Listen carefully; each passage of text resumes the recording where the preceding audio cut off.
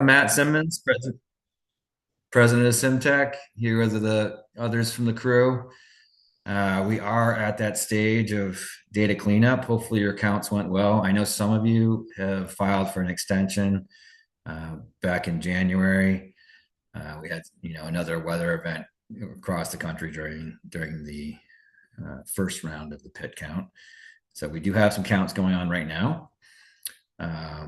Actually, I think Houston is probably the biggest going on right now, but we've got a few others. So some of you are ahead of it and then data cleanup stage. Some of you are right in the middle of it. But let's just go through kind of the steps of what kind of data cleanup you can do now that the bulk of the collection is done. And this is more if we had a larger crew, so we can again we can come off mute and have normal conversations. So you can ignore a lot of this. All right. So I will share. I still haven't heard news about when HDX is going to be open. So we are going to be waiting on that, but we can still be preparing the data for submission while we wait for the opening of HDX. And if anyone has heard any news and wants to share that, please chime in. But that was the last. They had the HMS vendor meeting and they didn't have a date. So this is our list of communities. It actually is a little bit larger this year. So just to give me a snapshot of where we are, and maybe some you should see yourself on here and some of your neighboring communities. But yeah, we're getting to a point of critical mass. I will share that the 2025 pit results have still not been posted by HUD, and that's concerning.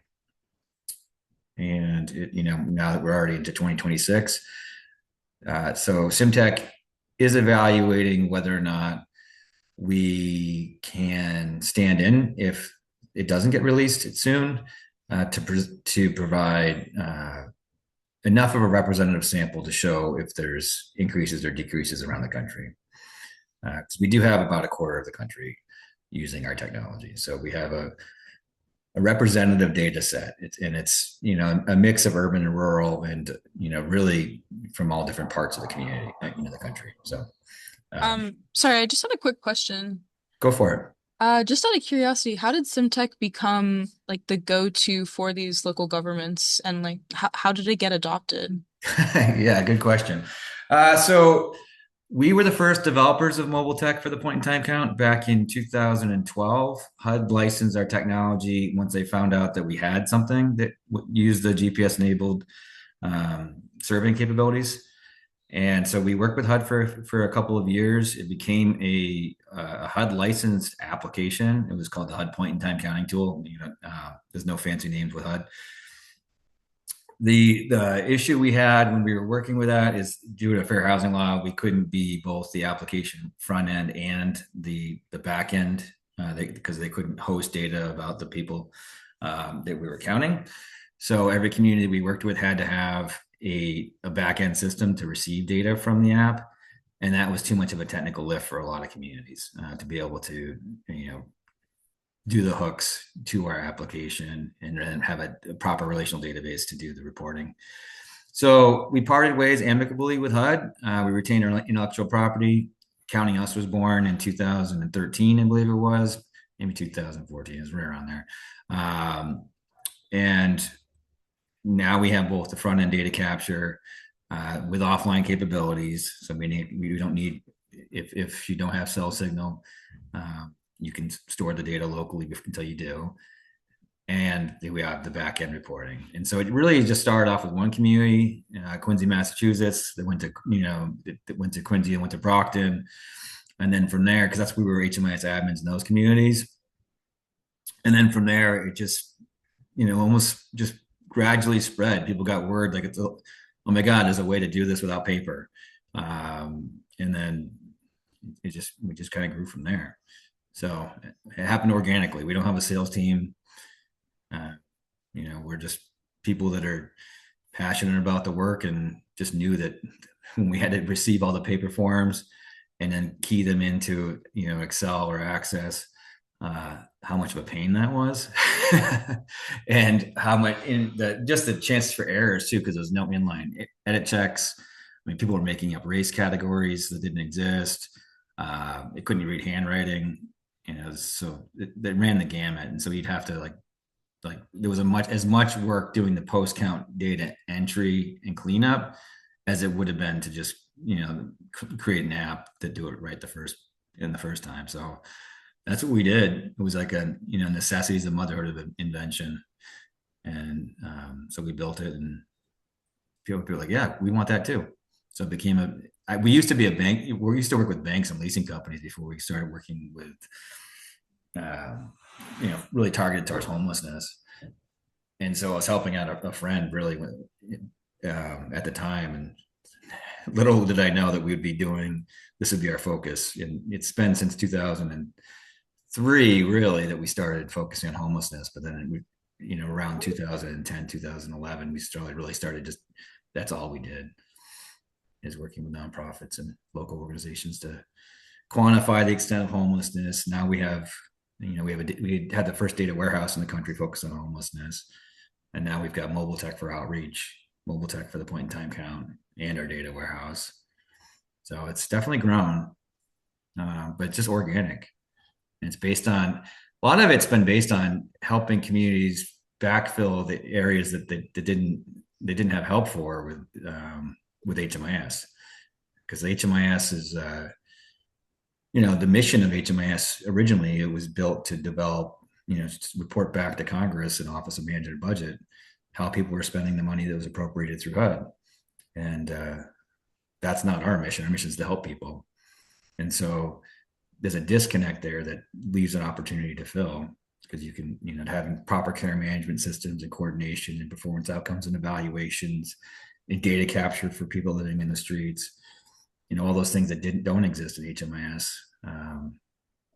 is kind of where we focus. What are the gaps? What are the communities telling us that they need? And point in time is one of them. So like we have a gap here, and so we just got ahead of it. Hmm. That's really cool. Thanks for giving that context. Yeah, for sure. Um, I was also curious, like, did you run into issues in terms of like the privacy and legality of people's, because at least in San Francisco, like the exact same questions that we were asking folks on the street. Normally, we require them to sign release papers. And I thought it was really interesting on the day of the pig count, like we were asking the same questions and we didn't have to get people to sign those papers. So, like, how exactly is PHI being protected? And did you run into obstacles with that as you were expanding with SimTech? No, yeah. So it's a good question. So a long time ago, so the 2004 data standards, which is really like the first data standards that we have for HMIS.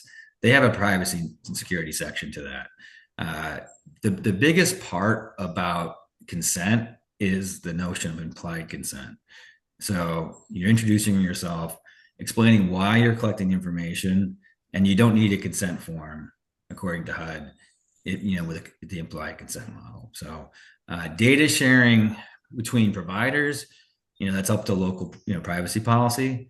So, there's a policy notice, like a data sharing notice. You might have data sharing agreements, but there's an applied consent model that we can lean on for data capture. So, Gotcha. yeah. And there's whole sessions at National Alliance and NHSDC just focused on data sharing and what's allowable and what's not. There's a lot of confusion too about, we could collect information about disabling conditions, for example, and some sensitive information. Uh, you know, People oftentimes think, well, is this HIPAA, covered data? Uh, and it's really how the data is being used and who it's going to.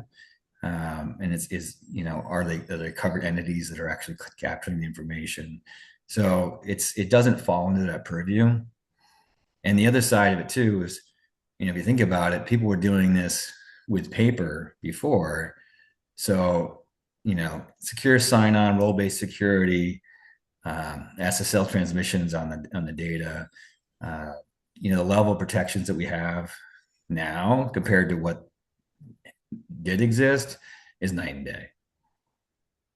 Mhm. You know, people would literally come back with stacks of paper, leave them all around the, where the deployment center was, and and where that paper goes, nobody knows. So this is definitely tighter than that. But yeah, it's that plus the implied consent model is a big part of it. And then the way our systems work, it's one-way data posts. So counting us is a one-way post of information across over the wall, if you will. So people can't fetch information back. Show the way, the sister app to that, our outreach app, that one does allow for bidirectional communication, but that one also has layers of role-based security. Not everyone can get a user account. You have to be granted permission. So a one-way post, it's a lot easier because once you send it, it's gone. Yeah. Well, cool. I'll stop taking over No, the no, meeting, it's but thank you so fine. much for answering these questions. Absolutely, absolutely. So with the count over, you all can, if you're done doing data collection, typically you're allowed a 7-day window after so there's two windows just to share. Last 10 days of January is traditionally when the point in time count happens. Some of you got an extension, but you have 7 days after whatever date you choose to do post count data collection. So with a survey-based approach, it lends itself more to that. A blitz-based count where you're just counting numbers, not so great to be doing that. And HUD doesn't allow for that. But if you're doing a survey-based, survey-led focused count, you're allowed to revisit areas up to 7 days after the count. But that window for most of you should be done.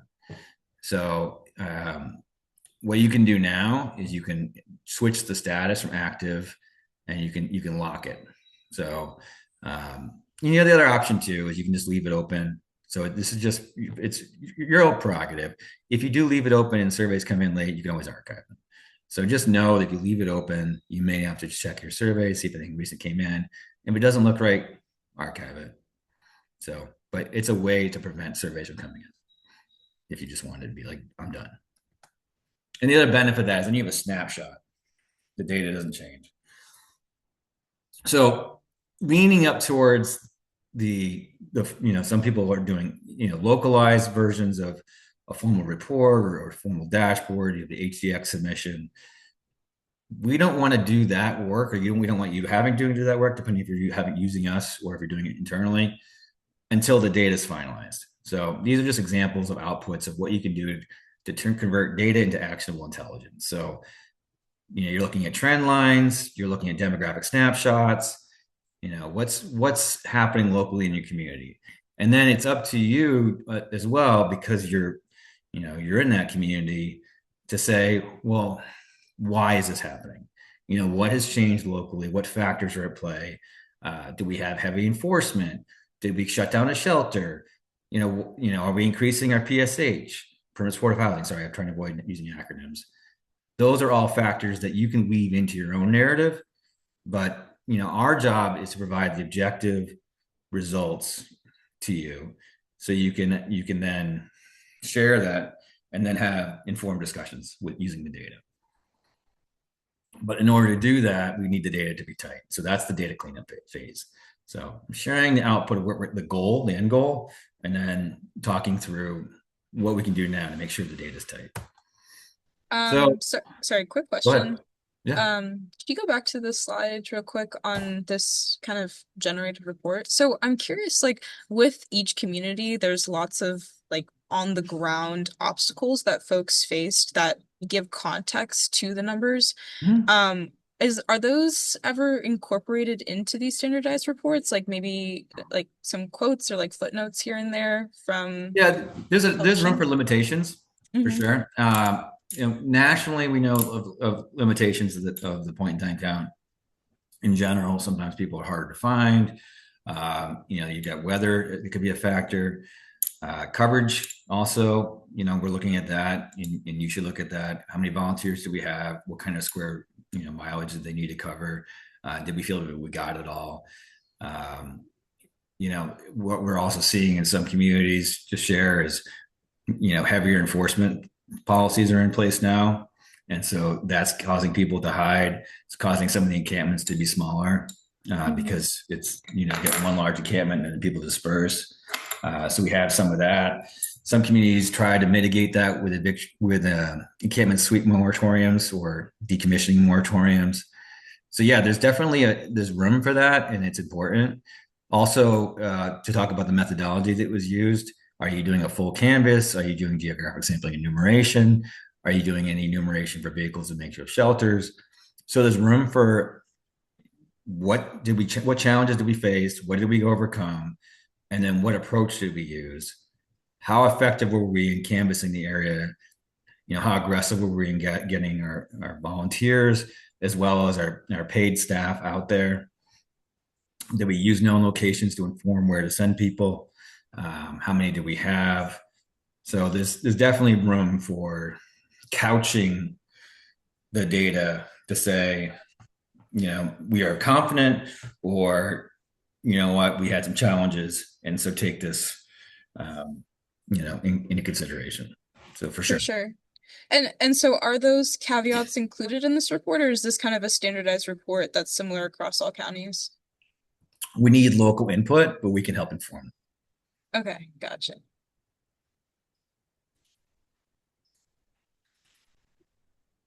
All right, so it's a GPS enabled surveying tool counting us. Some people don't have location services turned on, even if we tell them to. Some people also use the web browser version of the app. What's being shown here is someone putting in an address without putting in details about the street location. So if you're going to manually enter an address, it has to be a place where you can send mail to, basically. Otherwise, when you go to drop a pinpoint, it's probably going to use the epicenter of that area, and it might not be where you want it to go. This screenshot shows a few randoms, and so really, ideally you use the information you have. You can pull up the survey, you can see who submitted it, where they were assigned. But the ideal you're trying, and hopefully you might have none of these. Sometimes you have a few, but if you see any dots outside of your polygon, your continuum of care region, you can click on them, open them, review the information, and then ideally correct it. Maybe by contacting the person that submitted it, and their information should be on inside the survey as well.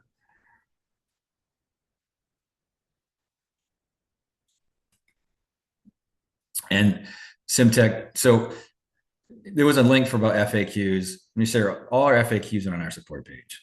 So if Simtech staff can drop our support page, one link there, that would be helpful. So within the command center, the receiving end of all the data, you also have the ability to start running reports. So on the top section of the report, let me share this. So the report prompts are over to the left. So after you click HUD Pit Report, so it reports HUD Pit Report. If you sign up for vehicles and makeshift shelters, that will be an option as well. But for this one, we're going to focus on the HUD Point-in-Time report. You enter the prompts. You can choose if you have geographic sampling enumeration. So I can get into details. If you have it, you already know you have it. You can choose run with sampling. You can also run reports by geography if you have regions and county management. So another layer down. Again, our solutions are meant to scale with the client. So we've got some really large communities that need sub-regional reporting, that need geographic sampling, that need vehicle makeshift shelters. And we've got other communities that will do a full canvas, with 20 volunteers that can cover the entire community. So it really depends on who you are. But point being, you run the report and you just click run report. And what it's going to do is it's going to give you output looks like this. We've blacked out some of the information. But all those numbers in blue are drill downs. So you can click on them and you can see there's a whole section about, potentially data issues that you can actually see the numbers that make that up. So the data quality check section, go here. And if there's things you want to fix, Now, I believe it has sex and gender now. Those are not going to be reported to HUD. So we were waiting on a Hick and Pitt notice, a housing inventory chart and point in time count notice from HUD that never came. So we're still using guidance from, I believe, 2023 as far as uh, the notice. But we do know, we've been told that we can expect neither sex or gender to be part of the what gets submitted to HUD HDX. So for internal purposes, you can look at it, but just know it's not going to hold you up when it comes to the report submission. And having missing information is not the end of the world, because we can do extrapolation using the data that we do have to basically derive count figures for the information that is missing.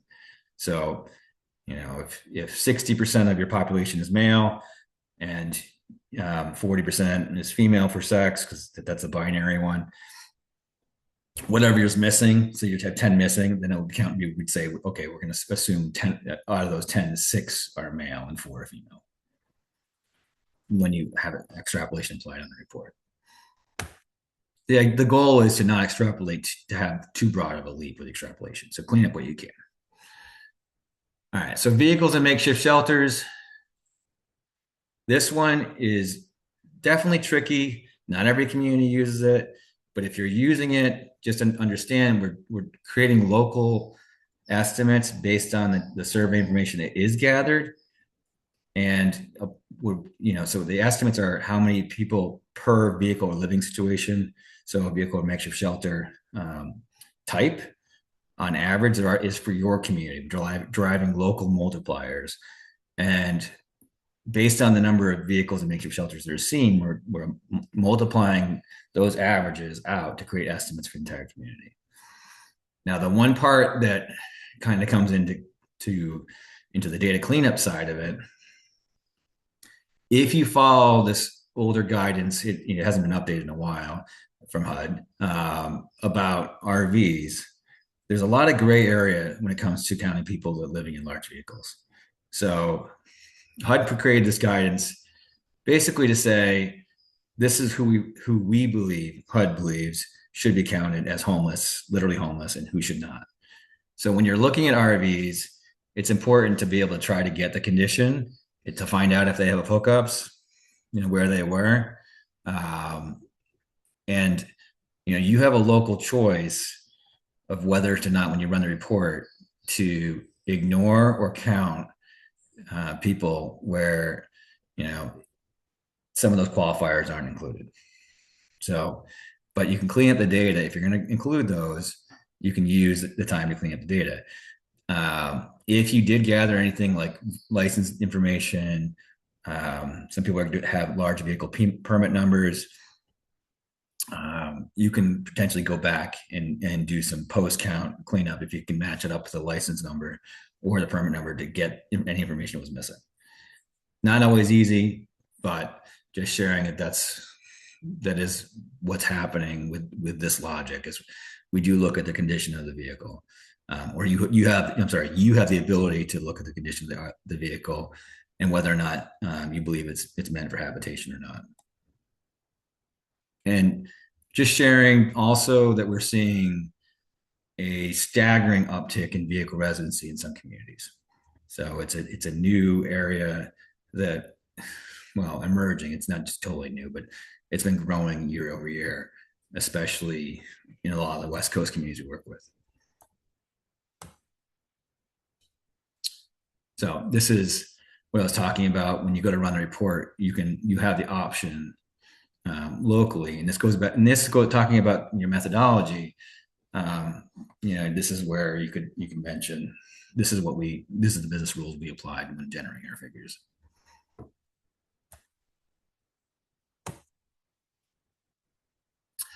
You can also export the data. So some people love to work in Excel. They might do some analysis of the surveys. You have custom questions, for example. You want to see what's in there. Sometimes the notes fields in as well, that people are allowed to submit a note, gives you enough information that maybe I need to archive this. It's not applicable, or maybe this actually informs outreach. depending on what they say. So it's there's good data in there, and I definitely recommend looking at it. Some of the notes, in particular, when you look at the notes, I just find them to be helpful feedback. Uh, our as a when I take my HMIS admin reporting hat off and just put my um, just caring about people hat on, there's a lot of information in the notes that sometimes doesn't show up in a demographic profile, if you will. And it's sometimes about unmet. It helps you inform unmet need.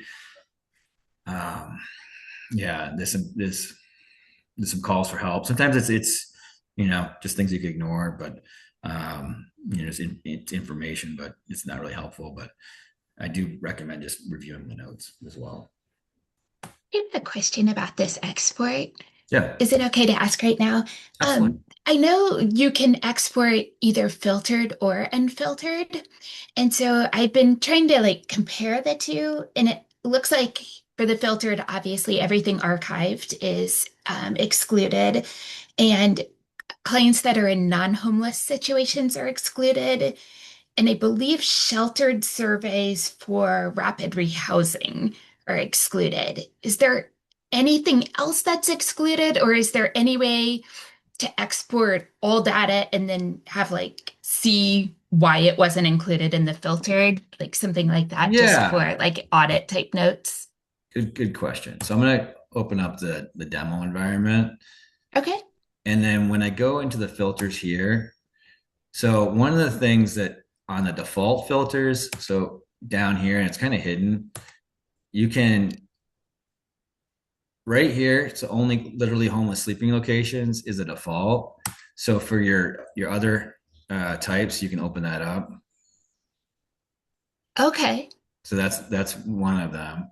And then on the archive, if you wanted to include things that are archived, you could switch that over if you wanted to see Okay. some of that information. So yeah, it's definitely I know some of these are a little hidden, but yeah, I would kind of look down here. It sounds like that's what's holding it up.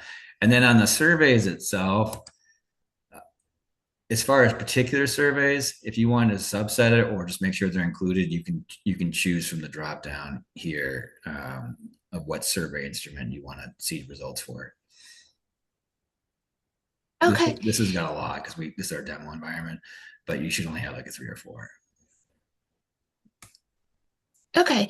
Yeah, I think like when I hit export and I can export it, like I have the two different versions, but this may help me give like a smaller report to see who wasn't, or I can cross-check it using this. So I think Yeah, this will it help. definitely should help. Yeah, no doubt. Okay, And if thank you have you. any, so going back to like any of this, if anyone gets stuck, just use our help desk, and we'll walk you through it. We can fire up a quick Teams meeting. Sometimes it's a 5-minute fix, like just what I just showed you just now. You don't have to wait a month to get help. I just want to share that. Like we're here for you. So in our help desk, it's so year-round help desk. We do other things besides point in time is support at syntaxsolutions.com. You can use that, but if you want to just target it to Pitt, point in time, it's Pitt at syntaxsolutions.com, and that way we just know it's okay. It's a point in time related item. All right, let me see if I can get back to. All right, we're here. But thank you for the questions. I love that. So everything we do has programming specs. So we are updating the results file format, and I'll explain what that is in a second, to include both sex and gender, even though they're not being required by HUD. We want to be backwards compatible with the gender, but future thinking on the sex question, knowing that it's part of the HUD data standards. It's most likely going to be part of the future reporting. And sometimes the pendulum swings. At one point we had gender with transgender male to female, gender female to male, and then male and female. Last couple of years we've had several other options. You could choose multiple genders. Now it's, the HUD's saying it's binary, is sex with what they want to ask, and they don't want to ask gender. So we need to be able to support the past and history, because there's a lot of good information there, and be future thinking too. So we're actually supporting both. Just so even though some communities are going to only do one and not the other, some people are doing both. Some communities chose to do neither. So it's really up to you. But just sharing that's in process. So we have specifications for the estimates for vehicles and makeshift shelters. We also do extrapolation or allow for the extrapolation for subpopulation results, chronic homelessness, and veteran status. And the important part of that is when, and HUD has an extrapolation tool that doesn't do this. So we had to create our own. And what I mean by that is, let's just assume half your community, you do 1,000, let's say there's 1,000 surveys and observation tallies together. Half of them are surveys, half of them are observation tallies. Well, you can't observe someone's chronic status. You can't observe someone's veteran status. You can't observe someone's disabling conditions. So the HUD extrapolation tool does do that for race. It used to do it for gender. So I'm curious if the tool is even still alive. Age ranges, et cetera. But it doesn't do any extrapolation for those other fields. There's a spot for chronic on there, but it doesn't change the number when you put it in. So as a result, communities that don't extrapolate, and they say it was half and half observations and half surveys. If they don't extrapolate, they're going to be undercounting or underreporting those figures. So we wrote logic to make sure that we're extrapolating into those based on the data that we do have. So sharing that. The bottom three are all about how they're all related to the process of gathering and compiling results, and it's related to this. So the point-in-time count, it's required every year for shelters. It's required every other year for the unsheltered population. Some communities do it all the time and every year. But we've also got safe parking data. We've also got domestic violence shelters. We've got data. Sometimes you've got communities that use multiple HMIS systems. So now that we're in this stage of okay, we got to clean the data, and now we have to create something for HDX, for the HUD HDX submission. You have to bring all the data together, and it's an unwieldy process unless you have some structure to it. And so what we did in the wake of having anything from HUD, so for people that have to do annual performance reports, you might know there's the SAGE upload. Well, what the SAGE upload is it's basically different tables for each of the questions in the HUD APR. And you upload those figures, and that saves you from having to rekey everything, right? So what we did for the point-in-time count is we created this point-in-time results file exchange format. And what it is they're aggregate figures per project type, per community, per year is the structure for it. And it allows you to say, okay, here's my unsheltered figures, but so I've got that. And we do break out, I will say, even though HUD has safe parking and safe sleeping all rolled into unsheltered bucket, if you will, we treat them separately because you're providing supportive services oftentimes in those, they are projects. But we'll still roll them up and count them in the unsheltered, but we make sure that we can look at it separately too. We don't glom it all together. Same thing with domestic violence data. If we don't want, there's this heightened sensitivity to, people that are being served in domestic violence shelters. We don't want or need that data necessarily. If they have a comparable database and they can run a point-in-time report, they can key in the numbers into a tool, the results file generation tool that will create this, and that gets us in the right format. We can compile that. Show the way, our outreach app, same deal. We can For us, we use our own warehouse. So the show the way data goes to the homelessdata.com. We generate the point-in-time report with the results file format. So you can take your outreach data that way. We do have communities that are just using outreach data for their point-in-time count. That's such an awesome thing because it means that they have an ongoing understanding of who's homeless in their community at any point in time. And the same thing with HMIS. So if your community can generate a point-in-time report for your shelters and can get the data in that format, awesome. If not, we have a tool to get the data in that format. And the point being is once the data is in that flattened file format, we can roll the data together and create one final report that goes into this point-in-time report generation tool. We'll say coming soon because, again, we're supporting the variants for sex and gender, even though HUD isn't. But this is also where we can compile all the results, the vehicle makeshift shelter data, and then create estimates from there that compile it all together.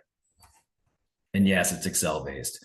I know people sometimes have a knock on Excel. I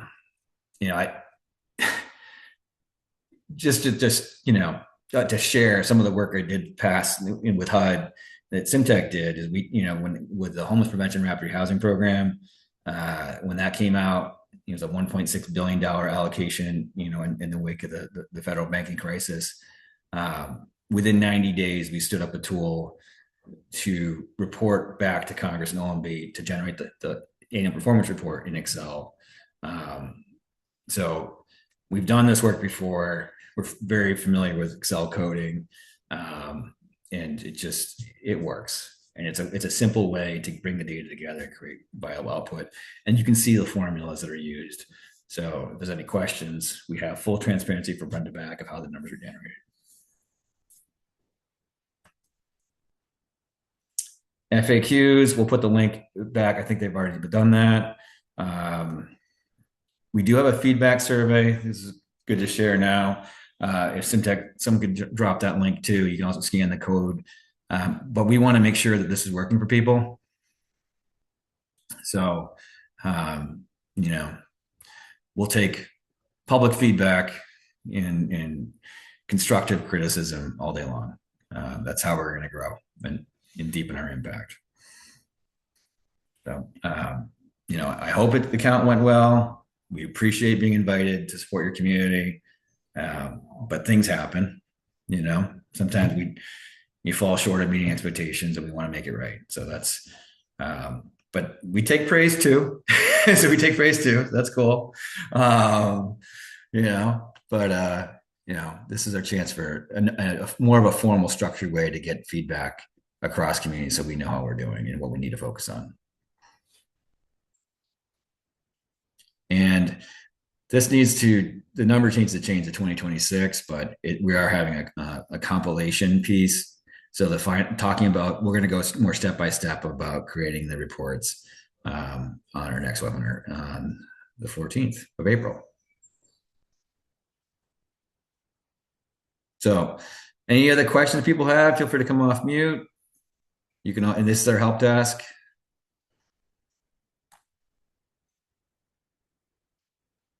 But really appreciate y'all taking the time to let us share, and thanks again for inviting us to support your community.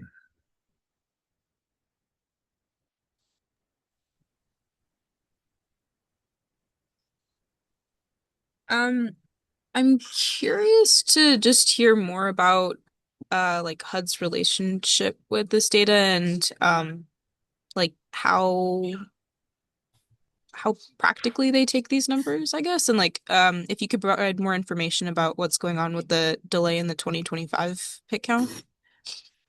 Yeah. The delay in the there's a really interesting article from the New York Times about the delay, and according to the New York Times piece, there's some implications that maybe it's intentional because the current administration, it shows that a reduction in homelessness under the previous administration. So whether that's true or not, that's not up to me. But I'm just sharing that that's with some of the feedback that it was in the New York Times article. Typically, it takes HUD way too long to get the data out, but this is as long as it's ever been in my 15 years of doing this. So, and there's also, even the lack of getting guidance and just the questioning that people had about, asking gender or reporting on sex. I know that, that caused some wrinkles as well. At the same time, we had there was the whole NOFO. There was a movement for federal funding to drastically cut the funding on permanent supportive housing, and it was a strong pushback on that. The NOFO was citing guidance, a research study as rationale for the cuts. We helped push back on that using some of the data that we have available to us. Basically, in the original NOFO, they were claiming that roughly 70% of the population suffer or have severe mental illness or active drug users. That's not true. Our data says it's not true. And the study that they were pointing to was a flawed study, and we made sure that people knew about that. That was our role. So just understand what else Simtech does, as we're not just silently just waiting for things. We're advocates as well, and we can use the data and the research and our peer group to inform the truth. And so I think that may have derailed things as well, in the sense of timing, because there was a shift in focus. So there's that. And the data also may not have, if you did share the data, it would, from the communities that we work with, it's a pretty strong representative sample. It would also indicate that what was being touted in the NOFO as rationale for the drastic cuts, it doesn't hold water at all. So I know it's a long question, but that's we're at the point. Our company is a mission driven for profit, and one of the things, and we have to be careful and be respectful of the peer communities that we work with, because we also know that they have to be very careful about not biting the hand that feeds them. But we have, our North Star is helping the people that that we're all trying to serve. So it's a delicate balance, but I feel like we're at a spot where we can have conviction and have a voice, and it's needed. And some people aren't allowed to speak up, but we can. Yeah, that's really cool. That's great to hear, especially because this data can be so politically motivated and driven. So it's nice to know that like helping people is still the mission of Simtech. Yeah, it can be weaponized if in the wrong hands, and people can make data tell whatever story they want by sometimes manipulating the facts and the figures. But for us, if we're really transparent on our processes and have a really good canvassing strategy, and make it defensible, then it's really hard for them to claim these falsehoods of like 70% SMI and drug use. It's not true. For sure. And is the data that Simtech has, like, is it published publicly so that other organizations or like news outlets tend to use these numbers? Yeah, we have national point-in-time trend dashboards, so we've normalized the results, and so we pulled down the results from HUD, all the way going back from 2007 to 2020. I think it was 2007 to 2024. That was an undertaking in its own right, because HUD doesn't provide the data in a way that's consumable. And so we're layering on 2025 data, and that's one of the things that we're in discussions about is, we're trying to work with some advocacy organizations and some research groups to get support for adding the 2025 results to make that available.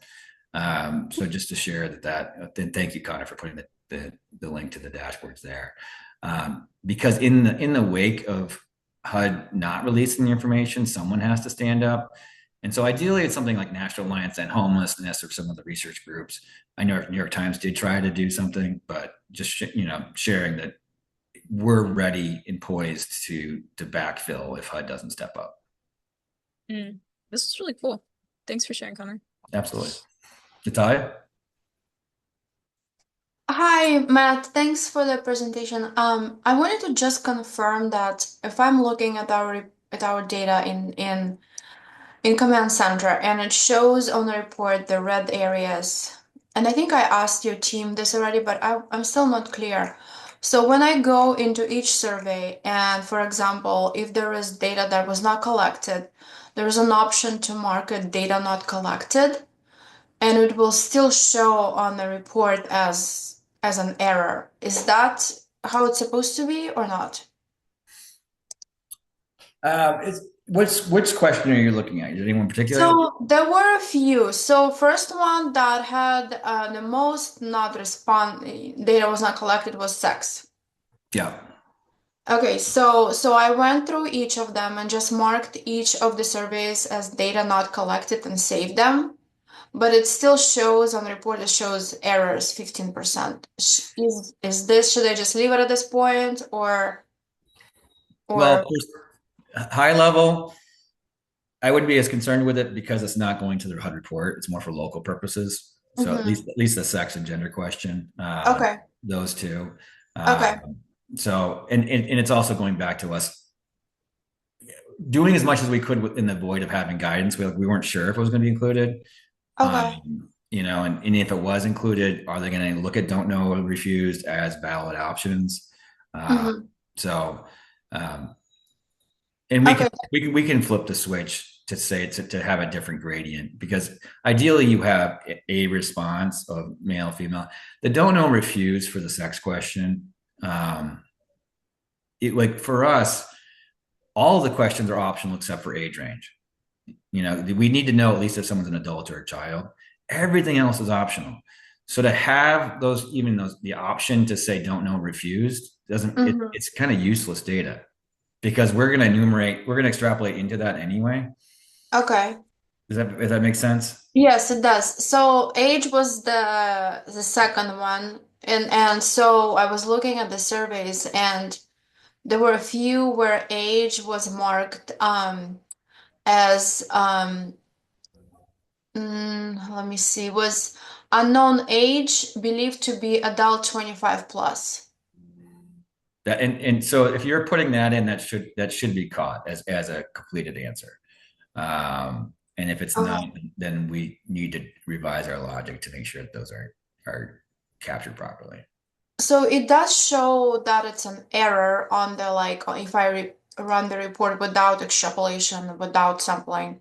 It Mhm. does. Is that I'm just trying to figure out whether I need to go back and do anything about those surveys or No, that sounds like something we need to revise our logic because it shouldn't be an error. If you have it at unknown believed to be, yes. then we use that to say the person's an adult. Okay. Okay, sounds good. Okay, so the third one was race Hmm. and then also relation to head of household. Okay. So there were only like a few, the relation of household was just not marked at all. So I just went ahead and marked self because it was like an individual Okay. setting. Is that correct way to approach that, or do you recommend something different? No, for individuals for sure, it should be Okay. self. Okay. And then what about race? The race was the biggest that had more errors than anything else. So race is something if you run the report with extrapolation, because a lot of times Hmm. you're not going to be able to clean it up. The only time, so this is where if you have a full name and date of birth, you can go back to HMIS and see if there's information in your HMIS system for that person. Okay. Otherwise, I would just leave it blank and then would use extrapolation to um, determine race. And it won't be on Okay. a per person level; it'll be on the aggregate.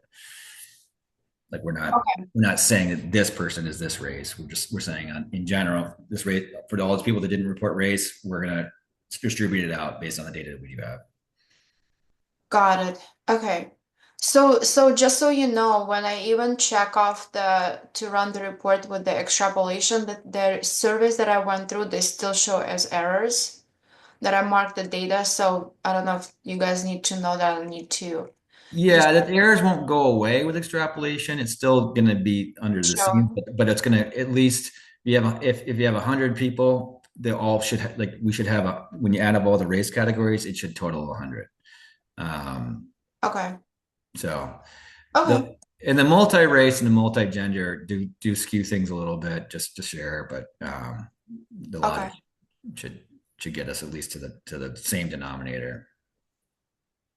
Mm-hmm. If All you're right. not seeing that when you go to run it, and that's the other thing too, is because part of with HCX not being open, we may see other things that come through once they go to submit the data because there's error flags. And so if you have those error flags and you run a report and you see it, like it's saying that this is wrong, you submit a help desk ticket and just say, please help. And we'll review, Okay. sometimes their flags are wrong. And so we have to explain to them why it's right, the numbers. So. Okay. Okay. Thanks. For sure. Carol? Hey, Matt. Thanks for the presentation. I think Natalia's question sort of spurred on some of my own questions. I am fairly new to this, and our jurisdictional lead is no longer with our organization, and I'm fairly certain that she kind of went through the data, but I want to double check since we're kind of in that period.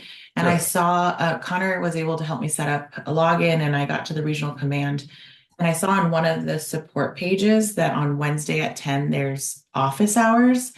Is that an appropriate time for me to get a little bit more hands-on training on even how to run a report and review that? Or should I email the help desk to do like a No, separate? you need to come to office hours. It's a great time for it. Okay, so tomorrow at 10 is still a good time.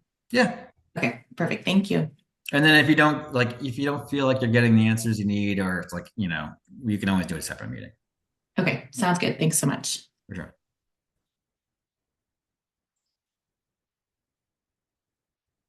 All right.